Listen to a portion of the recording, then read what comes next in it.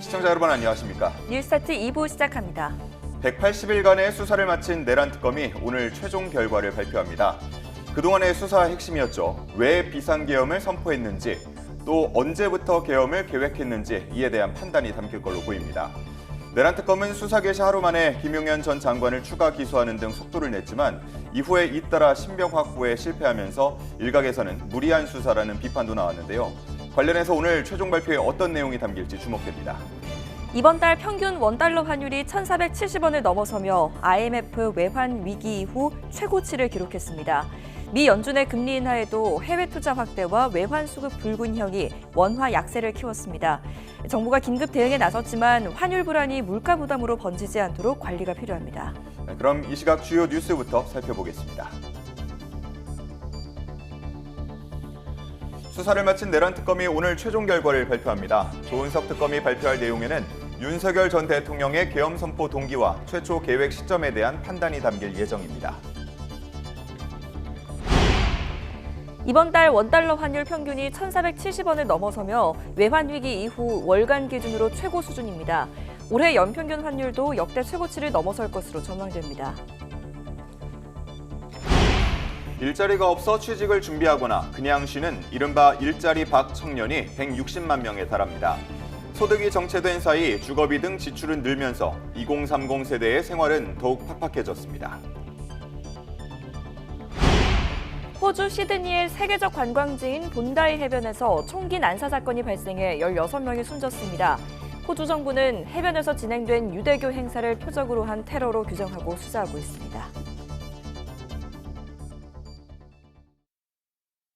비상계엄을 선포합니다.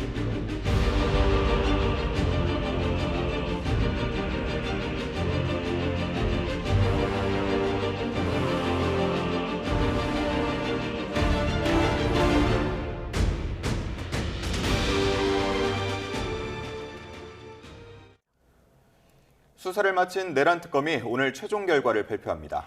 조은석 특검이 발표할 내용에는 윤석열 전 대통령의 계엄 선포 동기와 최초 계획 시점에 대한 판단이 담길 예정입니다. 우종훈 기자입니다. 수사에 마침표를 찍은 내란 특검이 오늘 오전 최종 결과를 발표합니다. 특검이 출범하고 공개석상의 모습을 드러낸 적 없었던 조은석 특별검사가 직접 내용을 설명합니다. 조 특검의 결과 보고는 20분가량 분량으로 예상되고 내란 특검 수사의 핵심인 윤석열 전 대통령의 비상계엄 선포 이유와 최초 계획 시점 등에 대한 최종 판단이 담길 것으로 보입니다. 과거 윤 전 대통령과 함께 검찰총장 후보군에 이름이 오르기도 했던 조 특검은 특검에 임명된 뒤 계엄의 피해자는 온 국민이라며 특혜 없는 수사를 강조해왔습니다. 윤 전 대통령을 비롯한 국무위원을 향한 조 특검의 마지막 발언이 주목되는 이유입니다. 윤석열 전 대통령은 여러 피의자 중에 1인에 불과하고 다른 피의자들은 모두 조사를 받았습니다. 끌려다니지 않을 예정입니다. 특검이 낼 자료에는 지금까지 처리한 사건과 기간 안에 마치지 못한 의혹들에 대한 통계치도 들어갈 전망입니다. 검찰과 경찰, 공수처와 군 등 대부분 파견 인력들은 복귀하지만 조은석 특검을 비롯한 20-30명 규모 검사 등 일부 인력들은 남아 공소 유지 업무를 이어갑니다. YTN 우종훈입니다. 내란 특검이 남긴 건 사상 초유의 재판 중계도 있습니다. 법정 모습이 공개되면서 국민은 윤석열 전 대통령 발언과 계엄의 밤 대통령실 상황을 더 상세하게 알 수 있었습니다. 구수본 기자입니다. 지난 9월 공개석상인 법정에 85일 만에 출석했던 윤석열 전 대통령. 머리카락은 희고 살은 빠진 모습이었습니다. 전례 없던 재판 중계로 윤 전 대통령과 특검에 기소한 피고인들의 모습이 공개됐습니다. 피고인 성명이 어떻게 되시죠? 예, 생년월일은 언제입니까? 60년 12월 18일. 이어진 재판에서 윤 전 대통령은 핵심 증인들에게 직접 질문도 던졌습니다. 지난해 10월 군 장성이 모인 술자리에서 윤 전 대통령이 비상대권을 언급했는지를 두고는 곽종근 전 사령관의 작심 발언이 나왔습니다. 술 많이 먹었죠? 그날. 거기서 무슨 시국 얘기할 그럴 상황은 아니지 않습니까? 차마 그 말씀을 안 드렸는데 한동훈이하고 일부 정치인들 일부 호명하시면서 당신 앞에 잡아오라 그랬습니다. 당신이 총으로 쏴서라도 죽이겠다고 했습니다. 홍 장관 전 국정원 1차 장관은 체포 명단을 놓고 언쟁을 벌였는데 이 과정에서 홍 전 차장이 윤 전 대통령을 피고인으로 지칭하기도 했습니다. 피고인 부하에게 책임을 전가하시는 건 아니죠? 아니 그 얘기를 하는 게 지금 아니에요. 그 얘기하는 게 아니라 증거로 제출된 대통령실 CCTV도 중계를 통해 공개되면서 계엄 당일 윤 전 대통령과 국무위원 모습이 소상하게 알려졌습니다. 대국민 담화 발표 직전 윤 전 대통령을 말리는 국무위원은 없었고 계엄이 선포된 뒤에는 단전 단수 등 구체적 지시를 하다라는 듯한 모습도 포착됐습니다. 제가 좀 기억 남는 거는 이거 막상 해보면 뭐 별거 아니야, 아무것도 아니야, 뭐 이런 유의 말씀도 하셨고.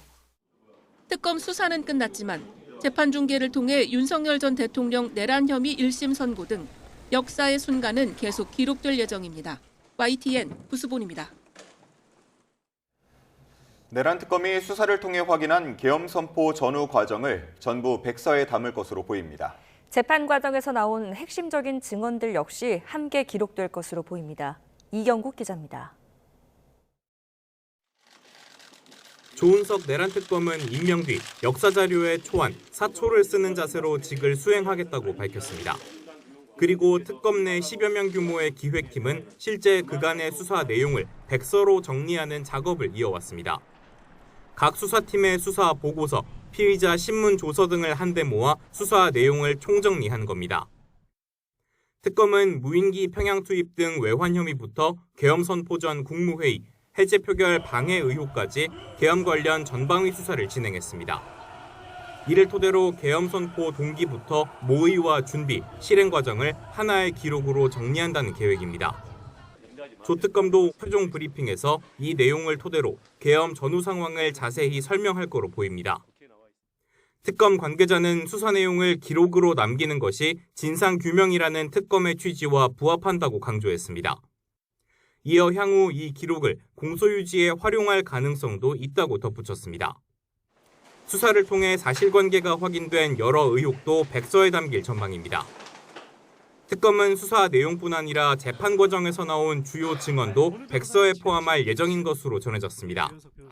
실제 윤석열 전 대통령 내란 재판에선 주요 증언들이 잇따라 나오고 있습니다. 한동훈이하고 일부 정치인들 일부 호명하시면서 당신 앞에 잡아오라 그랬습니다. 당신이 총으로 쏴서라도 죽이겠다고 했습니다. 그러면 실탄을 준비해라. 이렇게 이야기가 되었다고 하는데 맞습니까? 예. 개인당 10발씩 가지고 가라. 이렇게도 이야기하셨다는데 맞습니까? 예. 백서의 특검 수사 내용이 총망라될 예정인 가운데 향후 이 기록이 공개될지에도 큰 관심이 쏠릴 거로 관측됩니다. YTN 이경국입니다. 윤석열 전 대통령의 내란 우두머리 혐의 사건 공판 절차는 다음 달쯤 마무리될 전망입니다. 법정형이 높은 만큼 특검의 구형량에 관심이 쏠립니다. 최민기 기자입니다. 윤석열 전 대통령의 내란 우두머리 혐의 사건 첫 준비 기일이 열린 건 지난 2월 20일. 정식 재판이 시작된 뒤로는 윤 전 대통령이 법원을 오가는 모습도 공개됐습니다. 비상계엄 선포에 대해 사과하실 생각 있나요? 네, 대선이 치르게 됐습니다. 이에 대해서 전 국민에게 하실 말씀 없으신가요? 30차례 넘게 열린 공판에 군과 경찰 지휘부를 포함해 비상계엄에 연루된 인물들이 줄줄이 증언대에 섰습니다. 탄핵 심판 당시 헌법재판소에서 나왔던 핵심 증언이 형사법정에서도 대부분 확인됐습니다. 재구속된 이후 재판을 거부하던 윤 전 대통령은 의원을 끌어내라는 지시를 받았다고 폭로한 곽종근 전 특전사령관 신문부터 다시 법정에 나왔습니다. 이게 정말 확 없는 겁니까? 아니면 이게 뭡니까? 이런 거를 좀 물어볼 만한 그 궁금증이 안 생겼을까요? 지금에 와서 그렇게 말씀을 하시면 네. 솔직히 말씀은 제가 되묻고 싶은 부분입니다. 재판부는 다음 달 5일과 7일, 9일까지 결심 공판을 진행하기로 했습니다. 특검의 최종 의견 진술과 변호인 최후 변론, 피고인의 최후 진술까지 진행될 전망인데 무엇보다 특검의 구형량에 관심이 쏠립니다. 내란 우두머리 혐의는 법정형이 사형이나 무기징역 또는 무기금고로 무겁게 처벌되는 데다 전직 대통령 사건이기 때문입니다. 재판 절차가 계획대로 진행된다면 윤 전 대통령에 대한 1심 선고는 내년 2월쯤 나올 것으로 전망됩니다. YTN 최민기입니다. 오늘 열리는 윤석열 전 대통령의 내란 우두머리 혐의 재판에는 이진우 전 수도방위 사령관이 증인으로 나섭니다. 서울중앙지방법원은 오늘 오전 윤 전 대통령의 내란 우두머리 혐의 사건 34차 공판 기일을 진행합니다. 이 전 사령관은 비상계엄 당시 투입된 부대의 사령관으로 앞서 재판부는 이 전 사령관을 핵심 증인으로 보고 있다고 말했습니다. 통일교에서 정치권 접촉 업무를 주로 맡았던 윤영호 전 세계본부장은 이런 과정을 어프로치라고 표현했습니다. 윤 전 본부장과 당시 통일교 간부의 통화 녹취에는 접근 대상을 선별하고 통일교의 신세를 지도록 유도해야 한다는 등 체계적이고 조직적인 작업을 벌인 것으로 담기는 정황이 담겼습니다. 이준엽 기자입니다. 통일교 고위 간부들 사이 통화 녹취록에는 윤영호 전 세계본부장이 거론한 정치권 어프로치 방법이 고스란히 담겼습니다. 먼저 윤 전 본부장은 20대 대선을 앞두고 여야 양측 후보의 주변 인물을 훑으며 수시로 평가하고 전략을 수립했습니다. 임종성 의원이나 김교환 의원은 곁다리다라거나 여권은 이재명 후보가 아니라 정부와 민주당이 버티고 있다고 말하는 모습에선 우선순위를 철저히 따지는 모습이 드러납니다. 당시의 야권에서는 건진법사 전성배 씨를 점찍은 대목도 등장하는데 윤석열 당시 후보가 전 씨 절에는 큰 절하고 들어갔었다며 영향력을 치켜 세우는 내용입니다. 우선순위를 따지고 나서는 신세를 거듭 강조합니다. 윤 전 본부장은 미국 주요 인사와 후보 만남을 추진하는 방안을 논의하면서 40만 달러든 50만 달러든 우리가 후원한다고 치고 비디오 메시지를 하나 해달라는 것으로 정리하자고 말합니다. 그러면서 그건 처리를 해줘야 끈끈해지고 보험을 드는 거라고 언급합니다. 신세는 여야 막론하고 몇 명이든 지게끔 해야 한다고 강조하기도 합니다.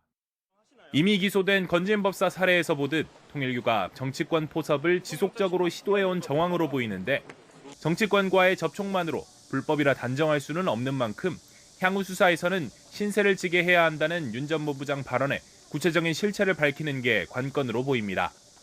YTN 이준엽입니다. 휴일에도 여야는 통일교 의혹을 두고 수싸움을 벌였습니다. 국민의힘은 통일교 게이트와 민중기 특검의 편파 수사를 각각 특검하자고 압박에 나섰고 민주당은 판 키우기용 정치 공세라며 경찰 수사가 먼저라고 일축했습니다. 김다연 기자입니다. 국민의힘이 통일교 게이트와 민중기 특검 각각에 대해 이른바 쌍특검을 제안했습니다. 민주당과 통일교 간 단순 접촉을 넘어 금품 수수와 구조적 유착 가능성을 들여다보는 건 당연하고 민중기 특검 역시 이젠 수사 주체에서 대상으로 바뀌어야 한다고 주장했습니다. 특히 민중기 특검은 노골적으로 집권 여당의 하수인처럼 행동했다며 역대 최악으로 기록될 편파 수사라고 목소리를 높였습니다. 여기에 양평군청 공무원에 대한 강압 수사 논란과 부적절한 주식 거래 의혹까지 벼르던 패를 모두 들고 나와 패키지 수사를 요구했습니다. 편파 수사와 권한 남용, 인권 침해의 주체가 되었다면 이제는 즉각 특검을 해체하고 수사 대상으로 신분 전환이 이루어져야 합니다. 국민의힘은 이번 주 특검법 발의가 목표인데 뜻이 맞으면 누구라도 같이 하겠다며 개혁신당과 물밑 논의를 이어가고 있습니다. 제3지대 추천 특검을 거듭 주장하는 개혁신당은 국민의힘은 이미 수용 의사를 밝혔으니 남은 건 민주당이라고 압박했습니다. 하지만 민주당은 경찰 수사가 진행되는 상황에서 특검을 꺼내는 건 판 키우기 정치 공세라고 일축합니다. 특히 윤영호 전 통일교 본부장 진술의 근거가 부족해 보이는데 특검을 요구하는 건 이치에 맞지 않는다는 주장입니다. 민주당은 조금이라도 문제가 밝혀지면 대통령 지시에 따라 단호히 조처할 거라며 이른바 뭉개기는 없을 거라고 거듭 약속했습니다. 경찰 수사가 시작된 현 시점에서 야당의 특검 수사 요구는 판을 키우려는 정치 공세에 불과하다라고 하는 입장을 분명하게 말씀드리고 하지만 통일교 의혹이 여권까지 번지면서 2차 종합특검을 두고는 고심하는 분위기도 읽힙니다.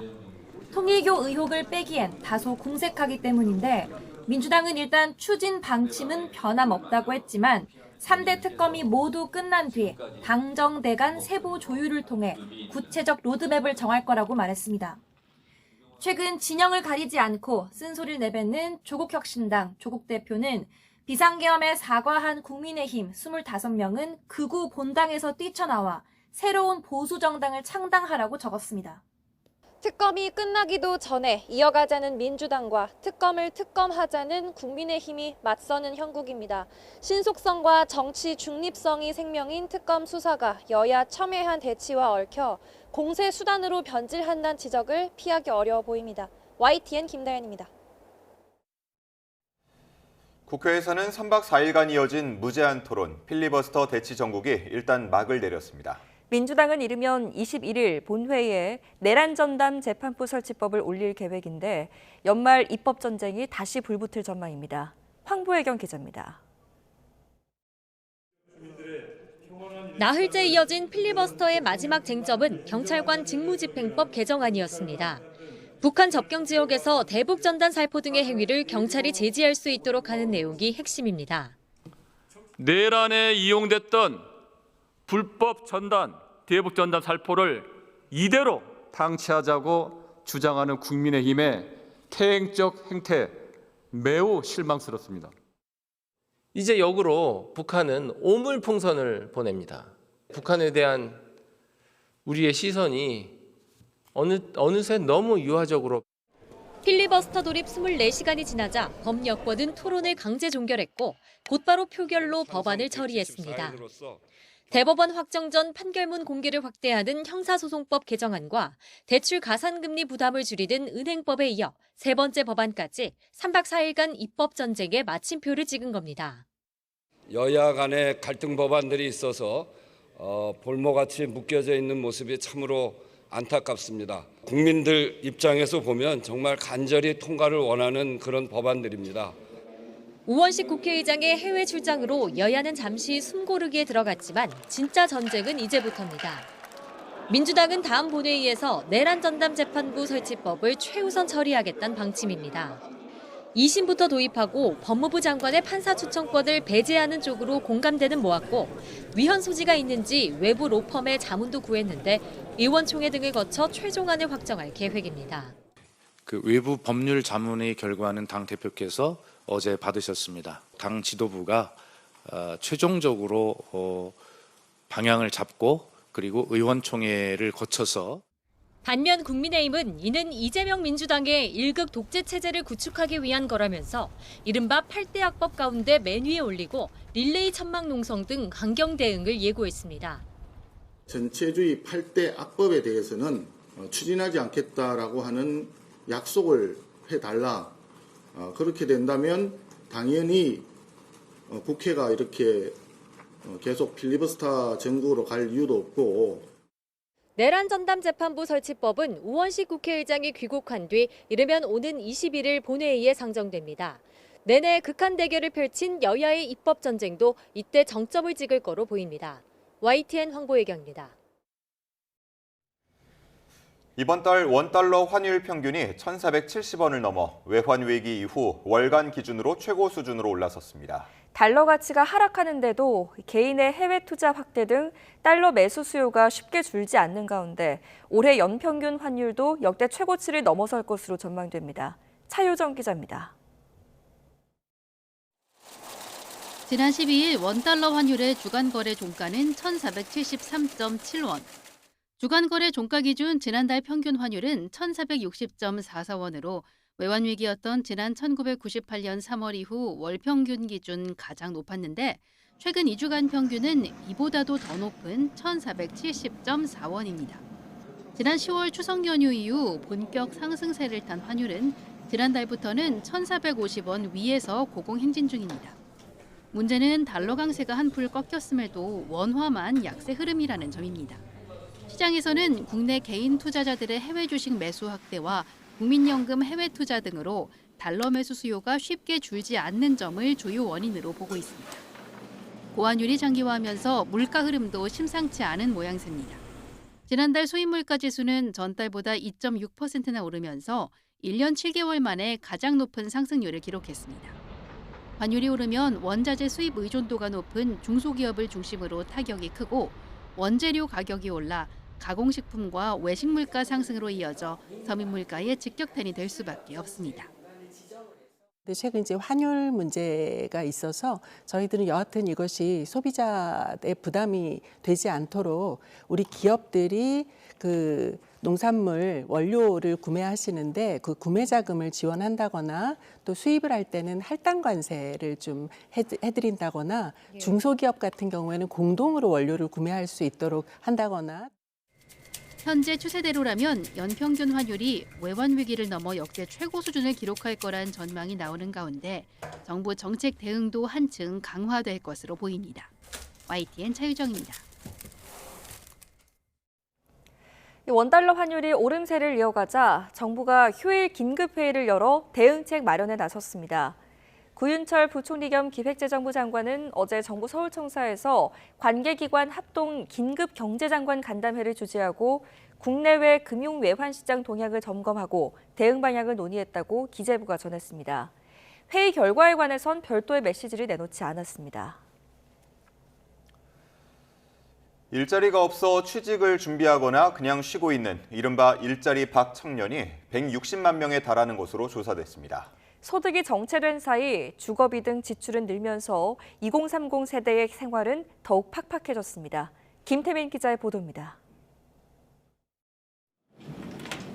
일자리 밖으로 밀려난 청년 세대가 꾸준히 늘면서 사회 문제로 떠오르고 있습니다. 지난달 기준 2030 세대 가운데 일자리가 없는 청년은 158만 9천 명으로 12.7%에 달해 코로나 시기였던 지난 2021년 이후 4년 만에 최대 수준을 기록했습니다. 세부 항목을 보면 2030 세대 중 실업자가 35만 9천 명, 취업 준비자는 51만 명을 차지했습니다. 특히 별다른 구직 활동 없이 쉬었다는 응답자는 71만 9천 명으로 지난 2003년 통계 집계 이래 최대를 기록했습니다. 대규모 공채 대신 수시 경력 채용이 활성화되면서 20대 첫 취업이 늦어지고 그 여파가 30대까지 번지는 모습입니다. 청년층은 고용률이 지금 19개월 연속 하락이어서 청년층 고용은 지금 좋지 않은 상황이다 이렇게 볼 수 있겠습니다. 이런 가운데 소득보다 지출이 더 빠르게 늘면서 청년층 생활은 더욱 어려워지고 있습니다. 올해 3분기 기준 39세 이하 가구주 소득에서 지출을 뺀 월 평균 흑자액은 114만 3천 원으로 3년 만에 처음 감소세를 기록했습니다. 월 평균 소득은 503만 6천 원으로 물가 상승률에 못 미치는 소폭 증가에 그친 반면 주거비와 이자 비용 등은 크게 뛰어오르면서 부담을 키웠습니다.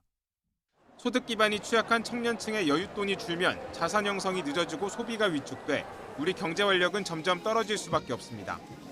정부가 구직에 나서지 않는 청년들을 위한 맞춤형 지원 방안을 내놓겠다고 밝힌 가운데 주거와 금융 분야에서도 관련 대책이 필요할 것으로 보입니다. YTN 김태민입니다. 경제 한 줄 뉴스입니다. 지난해 우리나라에서 10억 원 이상 금융자산을 보유한 부자가 47만 명을 넘어선 것으로 나타났습니다. 올해 주택 매매 시장에서 아파트 매입 비중이 10건 가운데 8건으로 더욱 높아지며 역대 최고치를 경신한 것으로 나타났습니다. 11호 부동산 대책 등 각종 규제로 주택담보대출 한도가 크게 줄면서 시중은행의 마이너스 통장 사용액이 크게 늘어 개인 신용한도 대출 잔액이 3년 만에 최대 수준으로 나타났습니다. 국내 주요 기업 10곳 중 9곳은 내년 3월 이른바 노란봉투법 시행으로 부정적 영향이 미칠 전망이라고 말했습니다. 공사비 과소 책정과 시공 단계에서 계약액 미조정 등으로 인해 최근 3년간 준공된 공사 44%가 적자를 봤다는 조사 결과가 나왔습니다.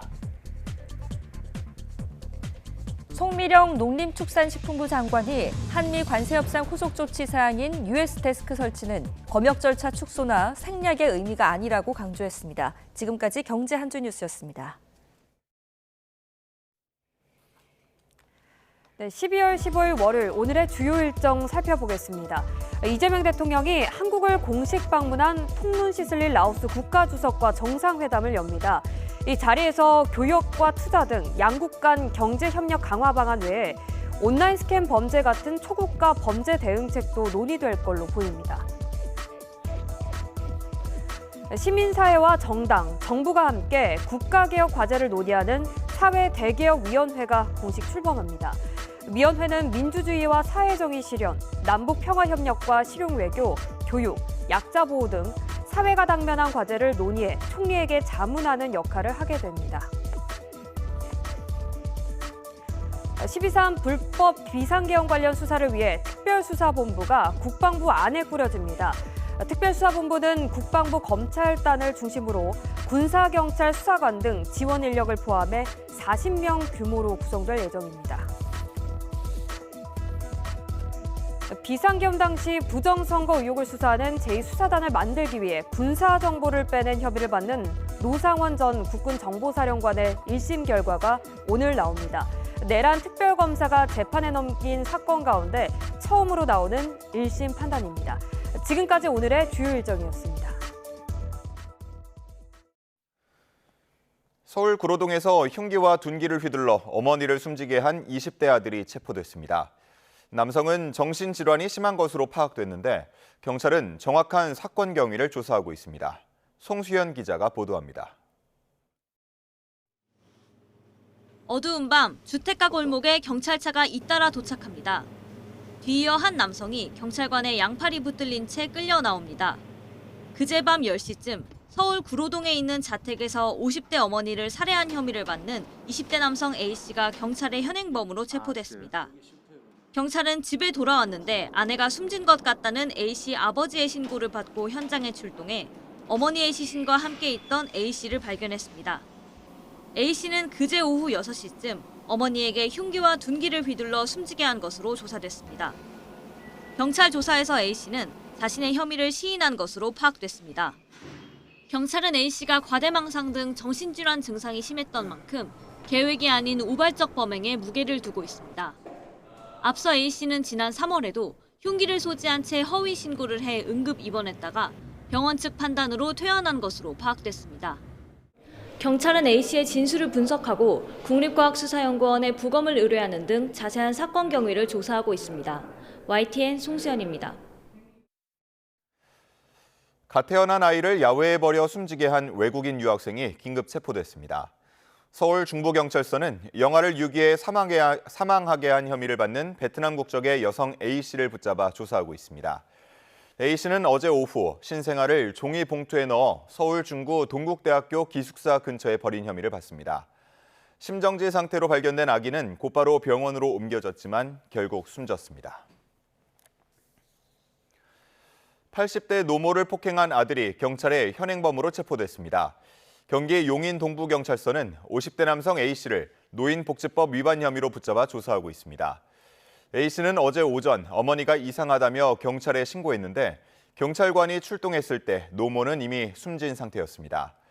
이후 경찰은 A씨가 하루 전 어머니 뺨을 3대 정도 때린 정황을 확인하고 자택에서 현행범으로 체포했습니다.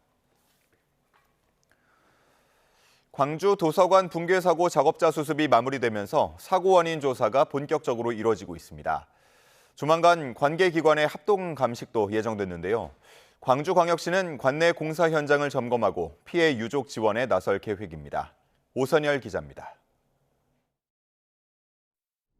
대형 철제 구조물과 콘크리트 더미가 황급히 달아나는 작업자를 덮칩니다. 2층 상판은 V자로 무너지면서 다른 작업자도 손쓸 겨를 없이 미끄러져 추락합니다.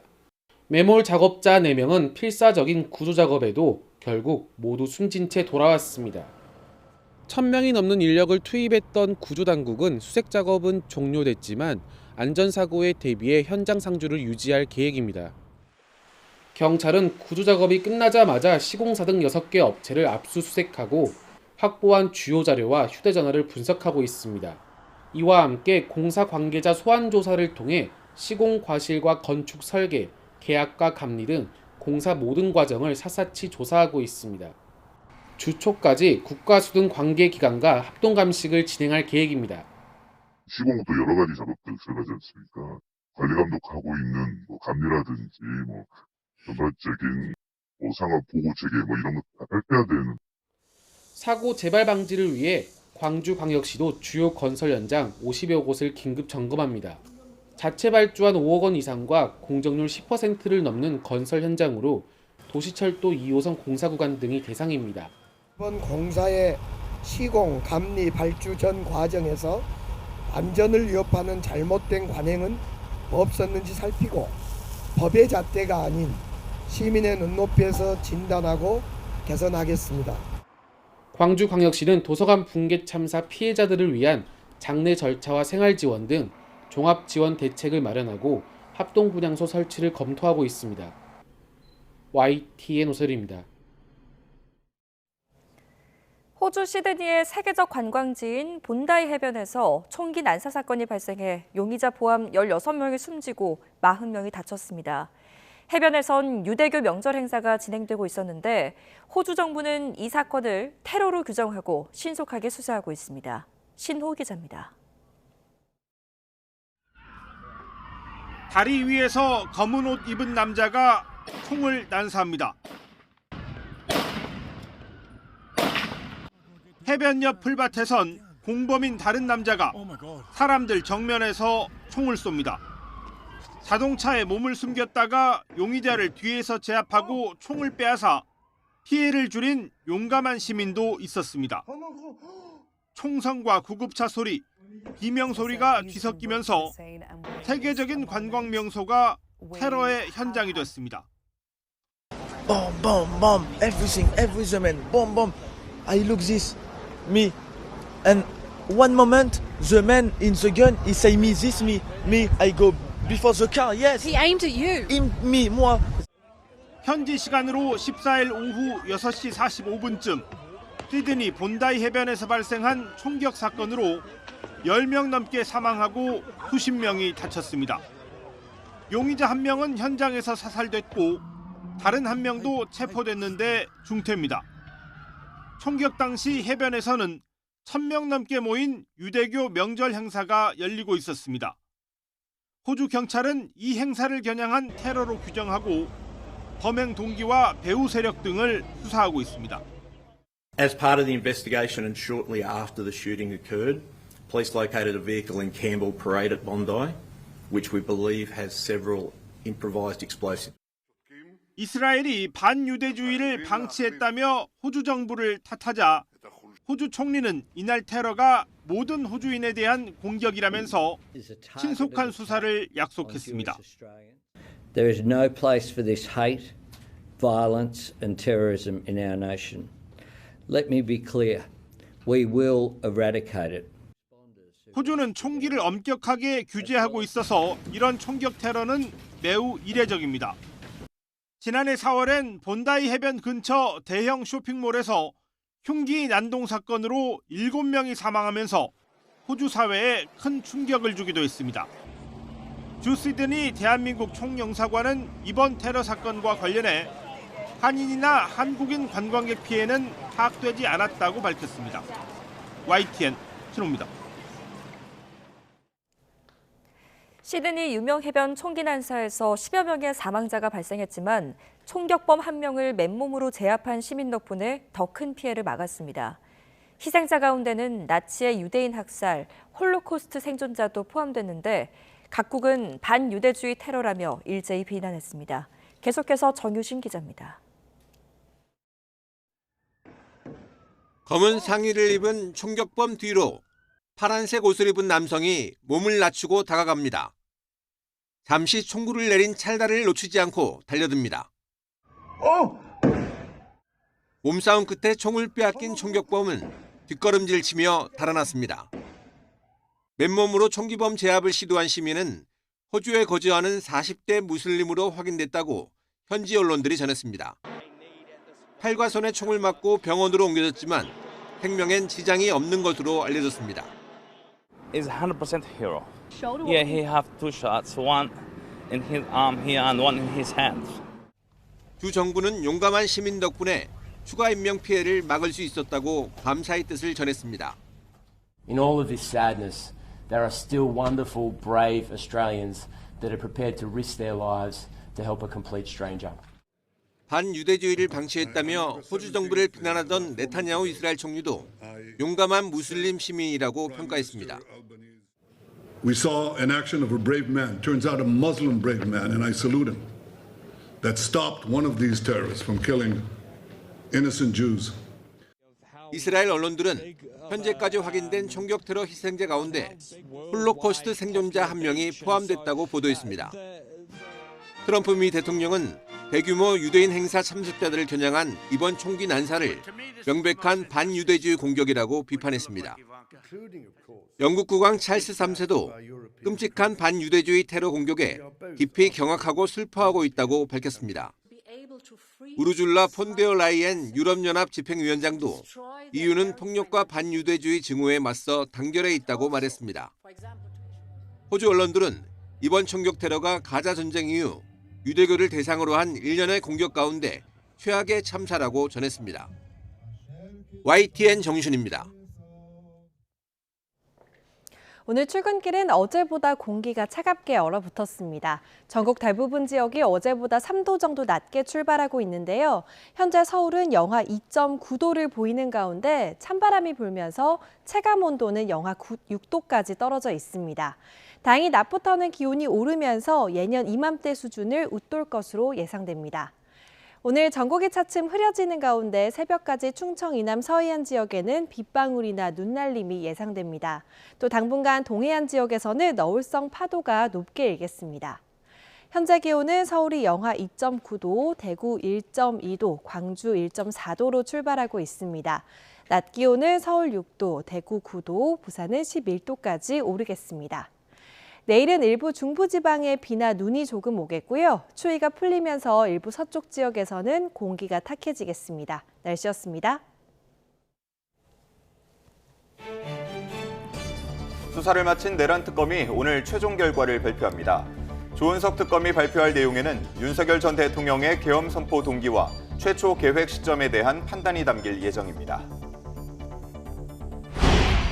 국회에서는 3박 4일간 이어진 무제한 토론, 필리버스터 대치 정국이 종료됐습니다.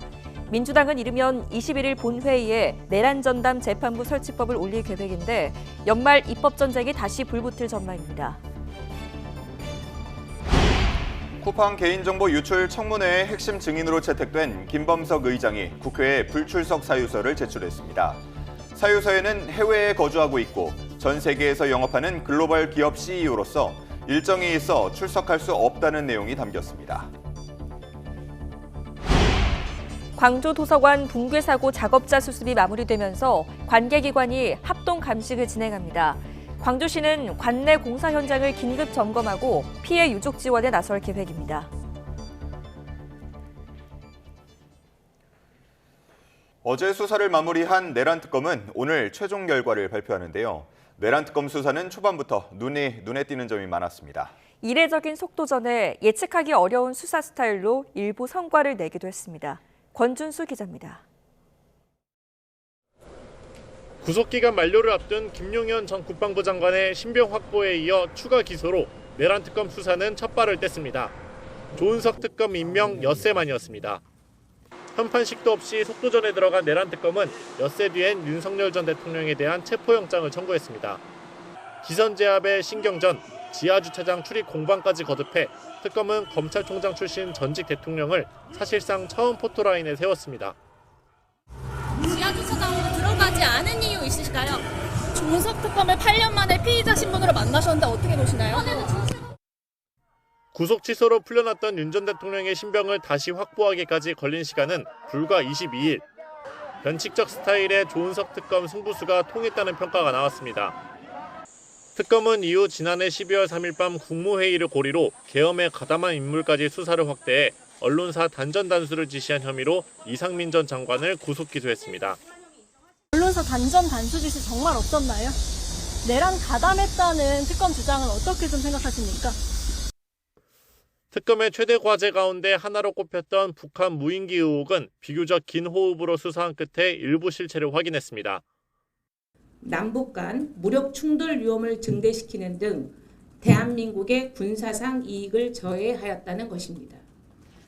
한덕수 전 총리와 박성재 전 장관, 국민의힘 추경호 의원까지 구속영장이 잇따라 기각되면서 특검의 막바지 수사 동력에 제동이 걸리기도 했습니다. 수사기간 180일을 꽉 채운 내란 특검 최종 성과에 대한 평가는 법원 판단에 달렸습니다. YTN 권준수입니다. 내란 특검 수사의 핵심은 비상계엄 선포와 그 뒤 이어진 국회 침투 등의 위법성이 형사 절차 안에서도 입증되느냐입니다. 여러 재판 가운데 다음 달 한덕수 전 국무총리 재판이 처음으로 선고를 앞두고 있는데요. 여기서 특검 수사의 성패를 가늠할 수 있을 것으로 보입니다. 김지선 기자입니다. 내란 특검 수사의 성패는 12.3 비상계엄의 위법성이 탄핵 심판에 이어 형사재판에서도 인정되느냐에 달려 있습니다. 계엄 선포 뒤에 일어난 국회 봉쇄, 선관위 침투 등이 국헌 문란 목적의 폭동에 해당하는지도 중요한 부분입니다. 특검이 출범하기 전 윤석열 전 대통령을 중심으로 계엄에 직접 가담한 김용현 전 국방부 장관과 군사령관들이 기소됐는데 특검은 출범 직후 수사 범위를 넓혔습니다. 윤 전 대통령의 여주에는 물론 대통령실과 군 바깥으로 수사를 확장한 겁니다. 특검은 계엄 선포가 내란인지를 넘어 계엄 선포 전후로 국무회의와 국회 등에서 벌어진 일들이 계엄에 어떤 도움을 줬는지 입증하는 데 초점을 맞췄습니다. 그 결과로 한덕수 전 국무총리와 국민의힘 추경호 의원 등이 내란 혐의로 재판에 넘겨졌습니다. 현재 비상계엄 관련 사건들 재판은 모두 특검에서 맡아서 대응하고 있는데 여러 재판 가운데 가장 속도가 빠른 건 한 전 총리 재판입니다. 특검이 이미 징역 15년을 구형했고 다음 달 1심 선고를 앞두고 있습니다. 본 사건은 대한민국 민주주의에 대한 테러입니다. 국가, 국민 전체가 피해자입니다.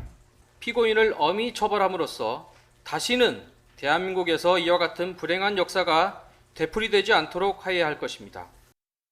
국무회의 심의 과정에서 윤 전 대통령의 비상계엄 선포를 막지 않고 또 그 해제를 지연시켰다는 게 한 전 총리가 받고 있는 주요 혐의입니다. 유죄 판단을 위해서는 비상계엄이 위법했고 계엄 선포에 따른 활동들의 국헌 문란의 목적이 있었다는 전제가 필요합니다. 사실관계를 공유하는 사건들은 판단이 비슷하게 나올 가능성이 있는 만큼 한 전 총리 1심 판결이 특검 수사의 성패를 가늠할 중요한 시험대가 될 전망입니다. YTN 김지선입니다. 내란 특검 수사가 마무리된 가운데 윤석열 전 대통령은 오는 23일 세 번째 구속심사를 받게 됩니다. 내년 1월 18일 윤 전 대통령의 구속기한이 다가오면서 법원의 판단에 관심이 쏠립니다. 강희경 기자입니다. 올해 1월 공수처가 전격 청구한 구속영장이 발부되며 윤석열 전 대통령은 서울구치소에 수감됐습니다. 비상계엄 선포 한 달여 만이었습니다. 구속 상태로 재판을 받을 거란 예상을 깨고 윤 전 대통령은 불과 52일 만에 석방됐습니다. 지난 3월 법원이 구속 취소 청구를 인용했고 검찰이 즉시 항고를 포기했기 때문입니다. 하지만 석 달 뒤 출범한 내란 특검이 두 차례 소환 조사를 거쳐 수사 개시 19일 만에 신병 확보에 나섰고 석방 4개월 만에 다시 구속기로 놓이게 됐는데 심경 어떠세요? 법원은 증거인멸이 우려된다며 다시 한 번 구속영장을 발부했고 구속과 석방, 재구속 사이 윤석열 전 대통령은 단 한 번도 사과나 반성의 모습을 보이지 않았습니다. 비상계엄 선포에 대해 사과하실 생각 있나요? 이후 바쁘게 진행된 수사와 재판, 어느덧 윤 전 대통령 구속기한 만료는 한 달여 앞으로 다가왔습니다. 윤 전 대통령의 1심 구속기한은 다음 달 18일입니다. 하지만 내란 재판 1심 선고는 일러야 2월쯤으로 예상됩니다. 때문에 윤 전 대통령이 또다시 풀려나는 거 아니냐는 우려가 잇따라 제기되기도 했습니다. 이런 가운데 내란 특검이 법원에 또 한 번 윤 전 대통령에 대한 구속영장 발부를 요청했습니다. 지난달 북한 무인기 투입 등 외환 혐의로 윤 전 대통령을 기소했는데 담당 재판부에 추가 구속을 요청한 겁니다. 법원은 오는 23일 구속 필요성을 따지기 위한 신문기일을 잡았고 윤 전 대통령은 세 번째 구속 갈림길에 서게 됐습니다. 영장이 발부되면 윤 전 대통령은 6개월 더 구속 상태로 재판을 받게 될 전망입니다. YTN 강희경입니다. 경찰청 국가수사본부는 내란 특검으로부터 남은 사건을 이첩받아 수사할 예정입니다. 경찰 특별전단수사팀에서는 앞서 김건희 특검에서 넘겨받은 통일교 의혹 수사에 속도를 내고 있습니다. 이현정 기자입니다. 이제 내란 특검의 남은 사건은 경찰청 특별수사본부가 넘겨받아 후속 수사를 이어가게 됩니다. 특검법상 3대 특검은 수사를 마치지 못하거나 공소제기 여부를 결정하지 못한 사건은 수사 만료일로부터 3일 안에 국가수사본부에 인계해야 합니다. 지난 3월 법원의 윤석열 전 대통령 구속 취소 결정에 대한 심우정 전 검찰총장의 즉시 항고 포기 사건이 경찰에 이첩될 가능성이 거론됩니다. 또 신용해 전 법무부 교정본부장이 비상계엄 당시 수용 공간 확보를 지시했다는 의혹도 특검이 시간 여유가 없어 기소 대상에서 제외했다고 언급했던 만큼 경찰이 넘겨받을 전망입니다.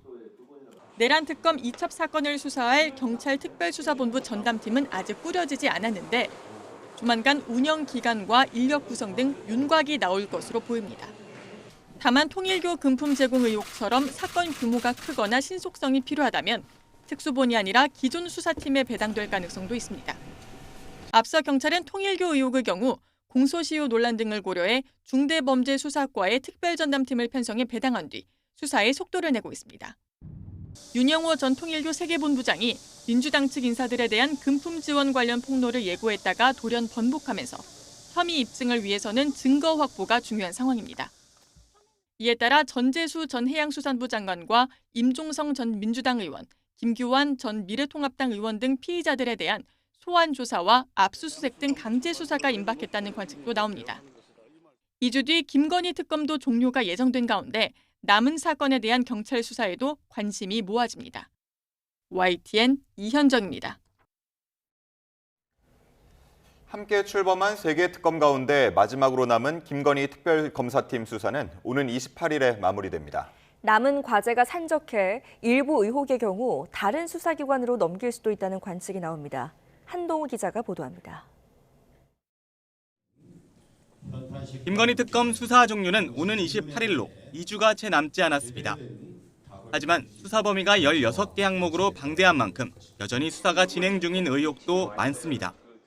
김건희 씨의 각종 금품 수수 의혹이 대표적인데 서희건설이 건넨 나토 3종 귀금속과 이배용 전 국가교육위원장이 선물한 금 거북이, 로봇계 사업가가 전달한 고가 시계, 국민의힘 김기현 의원 배우자가 준 고가 가방 관련 사건이 처분을 앞두고 있습니다. 특검은 이런 금품 공여 사건들의 경우 오는 17일 배우자 윤석열 전 대통령 조사까지 마친 뒤 결론을 내리겠다는 방침입니다. 대통령실 관저 이전 특혜와 해군 함정 선상 파티, 종묘 차담회 등 김 씨가 연루된 다른 상당수 의혹도 이미 김 씨 조사까지 마쳐 마무리 단계입니다.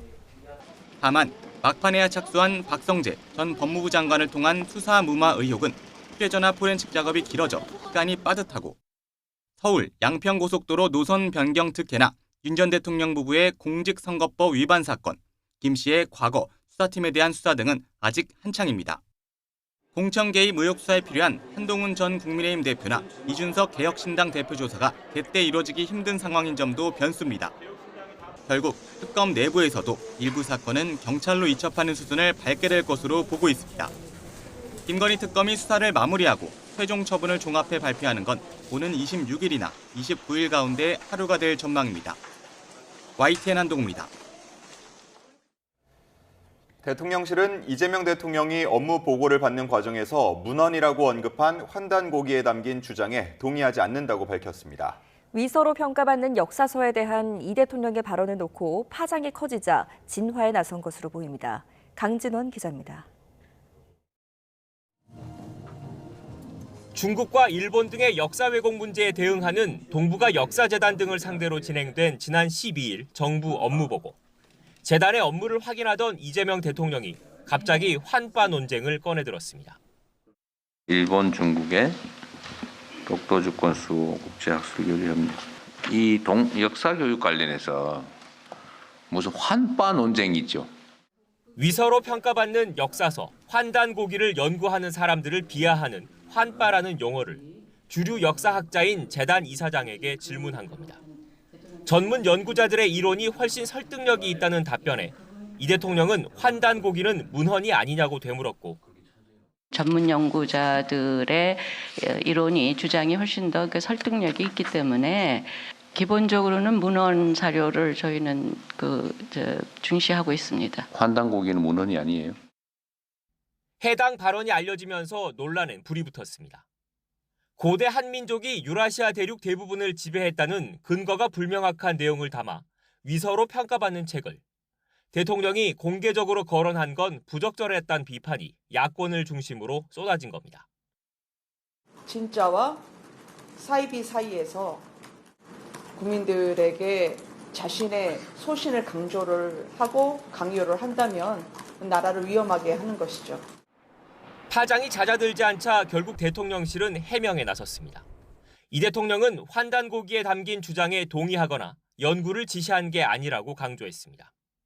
인천공항공사의 업무보고를 받을 때 이 대통령이 야당 출신 사장에게 고압적이었고 외화 불법 반출 방법을 되레 알려준 것일 수 있다는 일각의 지적에 이렇게 반박했습니다. 그렇게 바라보니까 그렇게만 보이는 것 같습니다. 이런 것들을 막겠다라고 하는 담당 기관의 발언까지, 답변까지 들을 수 있었기 때문에 오히려 예방 효과가 더 크다. 대통령실은 다만 사상 처음으로 업무보고를 생중계하는 과정에서 일부 단점도 분명히 있다고 보고 보완이 필요한 부분은 개선해 나가기로 했습니다. YTN 강준원입니다. 최근 유엔 등 국제무대에서 트럼프 행정부가 고립주의 외교 정책을 펼치며 미국의 국제적 영향력에 변화가 찾아오고 있습니다. 우리나라를 비롯한 동맹국들은 미국과의 관계를 외교 정책의 근간으로 하는 만큼 고심이 깊어질 전망입니다. 뉴욕에서 이승윤 특파원입니다. 최근 유엔 안전보장이사회는 중국과 러시아의 반발로 미국의 대북 추가 제재 요구에 관한 결론을 보류했습니다. 미국은 북한산 석탄과 철광석에 대중국 수출에 관여한 선박이 안보리 결의로 금지된 수출 거래에 연관됐다며 제재 대상 지정을 요구했습니다. 이에 북한제재위원회에서 자산 동결 등 추가 제재를 논의했지만 중국과 러시아가 북한을 옹호하며 보류 의견이 전달된 겁니다. 요즘 미국이 외교적으로 힘들어진 건 이뿐만이 아닙니다. 지난 12일엔 유엔 팔레스타인 난민 구호기구 UNRWA에 팔레스타인 무장정파인 하마스가 침투하지 않았다는 국제사법재판소의 견해가 유엔 총회의 지지를 받았습니다. 미국은 UNRWA가 하마스의 하위 조직이라고 주장했지만 유엔 총회에서 해당 결의는 찬성 139표, 반대 12표, 기권 19표로 채택됐습니다. The General Assembly continues its decades-long pattern of unfairly targeting Israel.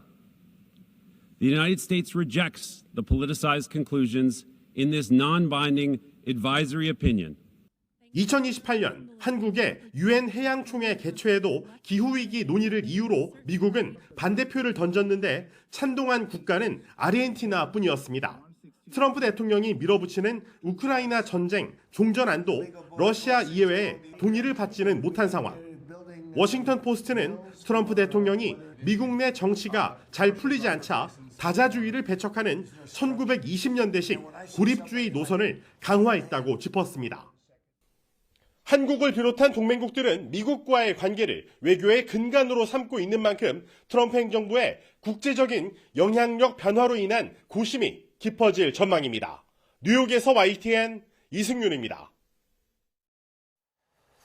최근 중일 갈등 격화 속에 중국에선 난징 대학살 88주년 추념식이 전국적으로 펼쳐졌습니다. 일각에서 예측한 대규모 무력 시위는 없었고 대신 차기 경제 계획을 제시하며 단결을 촉구했습니다. 베이징 강정규 특파원입니다.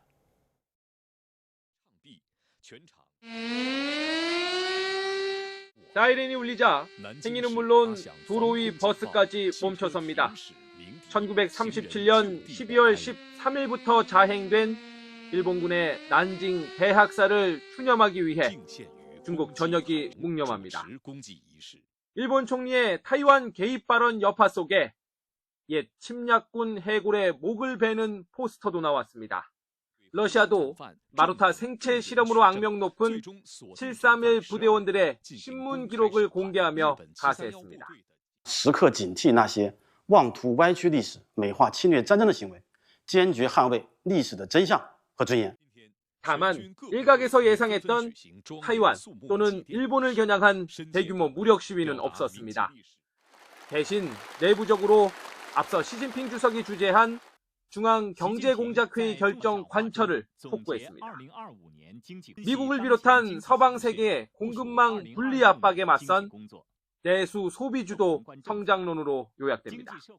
我们将深入学习贯彻习近平总书记重要讲话精神，朝着建设科技强国的目标奋勇前进。 미국과 관세 휴전 이후 일본이 투쟁 대상으로 다시 떠오르면서 내부 결속에 활용되고 있습니다. 베이징에서 YTN 강정규입니다. 김정은 북한 국무위원장은 최근 지방발전소에 이어 지방병원 준공식에 직접 참석하면서 지방발전 성과를 부쩍 강조하고 있습니다. 김 위원장의 이 같은 행보는 내년 초 9차 당대회를 앞두고 8차 당대회에서 세운 국가경제발전 5개년 계획의 성과를 강조하기 위한 것으로 해석됩니다. 홍선기 기자가 보도합니다. 김정은 북한 국무위원장이 평안북도 구성시 병원 준공식에 직접 참석해 시설을 둘러봤습니다. 구성시 병원은 북한이 올해 시작한 지방병원 건설 시범사업 현장 3곳 가운데 한 곳입니다. 지방병원 건설 사업은 김 위원장의 지방발전 정책의 하나로 열악한 지방의 보건 상황을 현대화하겠다는 구상입니다. 김 위원장은 지방병원 건설 사업을 내년에는 예정대로 20곳으로 확대하겠다고 강조했습니다. 김정은 동지께서는 이번 12월 당초는 회의에서 올해 시범적으로 지방병원들을 건설한 경험에 토대하여 명년도부터 20개 시군의 현대적인 병원을 동시에 일도 세우기로 결정한 데 대하여 상기하시면서 김 위원장은 최근 들어 지방의 현대화 시설 건설 현장을 직접 챙기며 성과를 압박하는 모습입니다. 지난달 말에는 강원도 회양 군민발전소 준공식도 직접 참석해 성과를 과시하기도 했습니다. 김 위원장의 이 같은 행보는 내년 초 열리는 노동당 9차 대회와 연관이 있다는 설명입니다. 새로운 당대회를 열기 전에 5년 전 8차 당대회에서 세운 국가경제발전 계획의 성과를 알려야 한다는 겁니다. 당에서 지시한 군의 현대화에 대한 부분이 어느 정도 목표를 달성했고 이 부분은 계속 가져갈 것이다라는 부분과 이제 경제와 관련돼서는 이제 알곡 생산량이 어느 정도 목표를 달성했다. 이건 이제 올해에 대한 그 평가라고 볼 수가 있는 거죠. 이런 가운데 북한이 최근 9차 당대회를 앞두고 열린 전원회의에서 김정은 위원장이 중요 결정을 했다고 밝혀서 그 내용이 무엇인지에 대한 관심이 커지고 있습니다. YTN 홍성기입니다. 대담하게 시정하면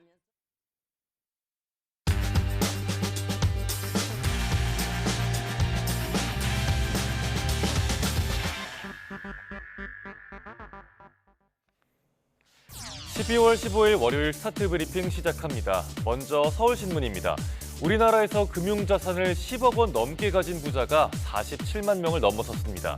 전체 인구의 1%도 안 되지만 이들이 보유한 금융자산이 전체 가계의 61%에 달한다고 합니다. 10억 원 이상 금융부자는 약 47만 6천 명으로 전체 인구의 0.92%, 이들의 총 금융자산이 3,066조 원에 달하고요. 1인당 평균 금융자산은 64억 4천만 원입니다.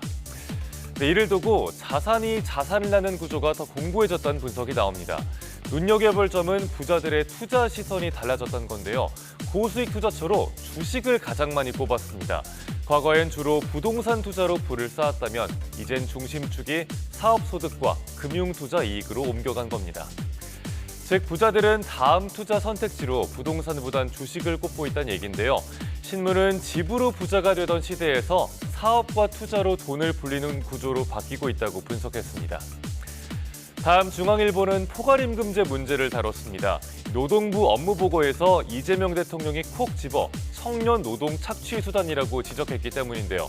포괄임금제가 무엇이고 어떤 문제점이 제기되는지, 그럼 금지는 어려운지까지 살펴보겠습니다.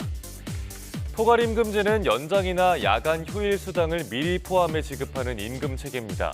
약정 근무 시간을 초과해도 추가 임금을 안 주는 공짜 야근이 발생하기 쉬운 구조란 비판이 있었죠. 최근 런던 베이글 뮤지엄에서 숨진 20대 근로자가 주 80시간 근무했다고 알려지면서 논란이 재점화됐습니다. 이 대통령은 포괄임금제를 법으로 규정하거나 그게 어려우면 노동부 지침을 검토하라고 했습니다. 이에 따라서 법제도 정비도 어느 정도 이루어질 걸로 보입니다. 다만 김영훈 노동부 장관은 전면 금지엔 현실적인 어려움이 있다고 했습니다. 특정 분야에선 근로시간을 일일이 산정하는 게 오히려 일부 근로자에겐 부담이 될 수 있기 때문인데요. 관행적으로 허용되어 온 흡연이나 커피 브레이크도 관리 단속 대상이 될 수 있다는 전문가 지적도 있었습니다. 노동부는 포괄임금제 오남용을 방지하기 위해서 출퇴근 시간 의무 기록제 도입을 언급했습니다. 결국 핵심은 근로자들이 계약 조건보다 일을 더 많이 하고도 억울한 피해를 보는 일을 막는 것이겠죠. 임금 체불은 엄격히 단속하고 포괄임금제의 불필요한 남용도 없어지길 바랍니다. 끝으로 조선일보는 광주 도서관 붕괴 사고의 구조적인 원인을 짚었습니다. 총체적 난국에 빠진 건설업이 불씨가 됐던 겁니다. 광주 대표도서관 공사는 지난 6월 시공사의 모기업이 법정 관리를 신청하면서 작업이 미뤄졌습니다. 준공 날짜를 맞추려고 서두르다가 부실 공사를 했을 가능성이 제기됩니다. 또 구조물 아래에 지지대를 설치하지 않고 작업한 사실도 드러났습니다. 고금리의 자재값과 인건비 상승으로 건설사들의 부도가 잇따르고 있죠. 중견 건설사들도 잇따라 회생 절차에 들어가는 판에 지방 건설사들은 상황이 더 어렵습니다. 미분양 아파트 물량의 약 75%가 비수도권에 몰려 있습니다. 미분양이 넘치면 건설사들은 돈줄이 막혀서 자금난에 빠지죠. 비용을 줄이기 위해 날림 시공을 할 가능성도 더 커지는 겁니다. 전문가들은 이번 사고와 판박이인 현장이 전국 곳곳에 수두룩하다고 지적하는데요. 절대 그래선 안 되겠지만 또 다른 건설 현장에서도 안전사고가 나진 않을지 걱정되는 상황입니다. 12월 15일 아침 신문 살펴봤습니다. 지금까지 스타트 브리핑이었습니다.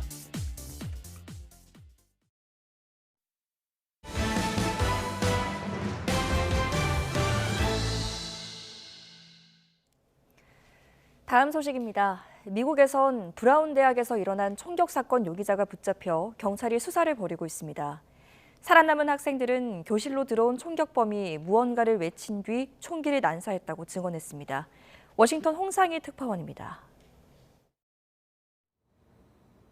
총격으로 2명이 숨지고 9명이 다친 브라운대 학생들은 여전히 충격에서 헤어나오지 못하고 있습니다.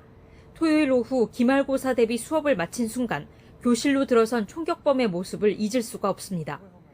He came in, pointed the gun, and then he screamed something. I don't know what he said. Then he just started shooting right after that. So from that moment to the first gunshot, it was probably around 5 to 7 seconds. 2019년 캘리포니아 고등학교 총격 사건의 생존자이기도 한 리아는 두 번째로 겪은 이번 사건이 더 공포스러웠다고 말합니다. When I was shot at my school, they knew exactly where the shooter was within the hour. I didn't have to deal with this fear for hours on end of where this person is, could they be doing it again? 경찰은 브라운대에서 약 32km 떨어진 호텔에서 20대 총격 용의자를 체포했다고 밝혔습니다. 또 수사가 매우 빠른 속도로 진행되고 있다면서도 범행 동기 등 수사 상황에 대해서는 말을 아꼈습니다. We have detained someone of interest, but I respect and to protect the integrity of the investigation, I will only be limited in my details. 트럼프 대통령은 세계적으로 손꼽히는 명문 대학에서 안타까운 사건이 일어났다며 희생자의 가족에 애도의 뜻을 표했습니다. Just pay my respects to the people. Unfortunately, 2 are no longer with us. Brown University, 9 injured, and 2 are looking down on us right now from heaven. 미국에서 가장 엄격한 총기 규제법을 시행하는 로드아일랜드 주에서 총기 난사로 학생들이 희생되면서 민주당에선 민간 총기 거래의 신원 조회 의무화를 주장하는 등 총기 규제 논란도 재점화할 것으로 보입니다. 워싱턴에서 YTN 홍상입니다.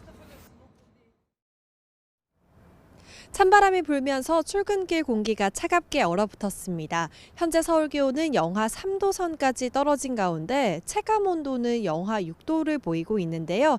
오늘 나오실 때 따뜻하게 입고 나오셔야겠습니다.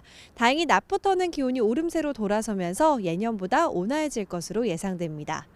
오늘은 전국이 차츰 흐려지는 가운데 새벽까지 충청 이남 서해안 지역에는 빗방울이나 눈날림이 예상됩니다. 현재 기온은 서울이 영하 3.2도, 대구는 0.8도, 광주 1.4도로 출발하고 있습니다. 추위 속에 주말 사이 내린 눈비가 얼어붙는 곳이 많겠는데요.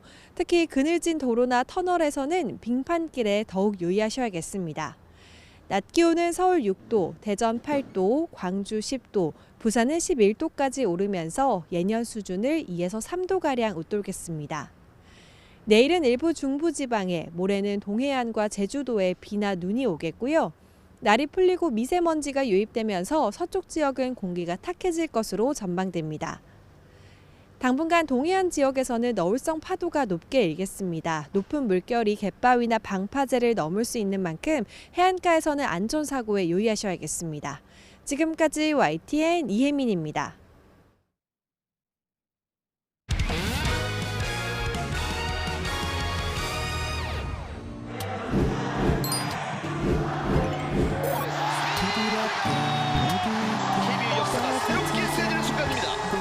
바깥쪽 들어왔고 삼진입니다.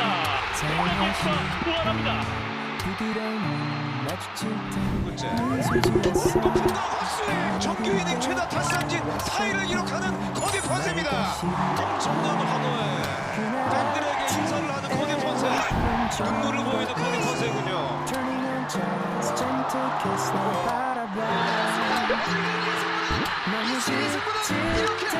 이렇게 끝나고 났습니다. 이보다 더 화려한, 이보다 더 멋진 전반기의 마지막 경기는 없었습니다. 선두를 일조하는 하나이글스 유견수를 내달립니다. 땅볼이 됩니다. 노시환 전진 천천히 1루에 경기 종료. 오늘이 바로 그날입니다. 목소리가 잠시를 향해 날아오릅니다. 뉴스타트 3부 잠시 뒤에 계속됩니다.